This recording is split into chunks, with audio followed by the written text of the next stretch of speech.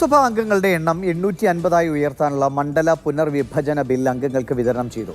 വനിതാ സംവരണം നടപ്പാക്കുന്നതിന്റെ ഭാഗമായാണ് ഇതടക്കം 3 ബില്ലുകൾ പ്രത്യേക പാർലമെന്റ് സമ്മേളനത്തിൽ സർക്കാർ അവതരിപ്പിക്കുന്നത്. പ്രധാനമന്ത്രി 16-ന് ലോക്സഭയിൽ സംസാരിക്കും. ലോക്സഭയിൽ 18 മണിക്കൂറും രാജ്യസഭയിൽ 10 മണിക്കൂറുമാണ് ചർച്ച. വോട്ടിംഗ് 17-നും 18-നും നടക്കും. ഭേദഗതി ബില്ലിൽ സമവായത്തിനായി പ്രധാനമന്ത്രി നരേന്ദ്രമോദി കോൺഗ്രസ് അധ്യക്ഷൻ മല്ലികാർജ്ജുന ഖാർഗെയുമായി കൂടിക്കാഴ്ച നടത്തിയിട്ടുണ്ട്. വനിതാ സംവരണം നടപ്പാക്കുന്നതിന് വഴിവെച്ചുകൊണ്ടുള്ള 3 ഭേദഗതി ബില്ലുകളാണ് പ്രത്യേക പാർലമെന്റ് സമ്മേളനത്തിൽ സർക്കാർ അവതരിപ്പിക്കുന്നത്. 16, 17, 18 തീയതികളിൽ നടക്കുന്ന പ്രത്യേക പാർലമെന്റ് സമ്മേളനത്തിൽ 131 ഭരണഘടനാ ഭേദഗതി ബില്ല്, ഡീലിമിറ്റേഷൻ ബില്ല്, അതോടൊപ്പം കേന്ദ്ര ഭരണ പ്രദേശങ്ങളുടെ നിയമവുമായി ബന്ധപ്പെട്ട ഭേദഗതി ബിൽ, ഈ 3 ബില്ലുകളാണ് അവതരിപ്പിക്കുന്നത്.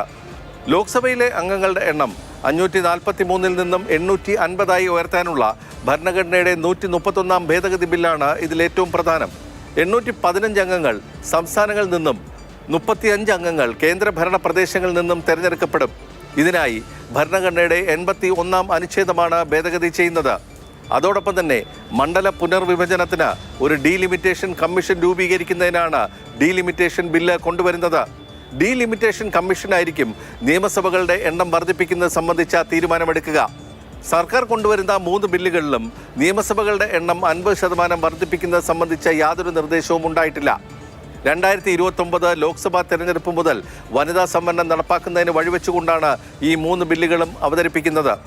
നേരത്തെ പാസാക്കിയ നാരി ശക്തി അധിനിയമത്തിൽ 2027 സെൻസസ് നടപടികൾ പൂർത്തിയാക്കിയ ശേഷം മണ്ഡല പുനർവിഭജനവും അതിനെ തുടർന്ന് 1/3 സീറ്റുകൾ സംവരണവുമായിരുന്നു ഉദ്ദേശിച്ചിരുന്നത്. വനിതാ സംവരണവും മണ്ഡല പുനർവിഭജനവും സെൻസസിൽ നിന്നും മാറ്റിവെച്ചുകൊണ്ടുള്ള ഒരു നിർദ്ദേശമാണ് ഇപ്പോൾ സർക്കാർ നടപ്പാക്കാൻ പോകുന്നത്. 16, 17 തീയതികളിൽ ലോക്സഭയിൽ 18 മണിക്കൂറാണ് ചർച്ച നിശ്ചയിച്ചിട്ടുള്ളത്. 16-ാം തീയതി പ്രധാനമന്ത്രി നരേന്ദ്രമോദി സംസാരിക്കും. 17-ഉം 18-ഉം തീയതികളിൽ രാജ്യസഭയിൽ ചർച്ച നടക്കും. 18-നാണ് രാജ്യസഭയിൽ വോട്ടിംഗ്. ബസന്ത്, മാതൃഭൂമി ന്യൂസ്, ഡൽഹി.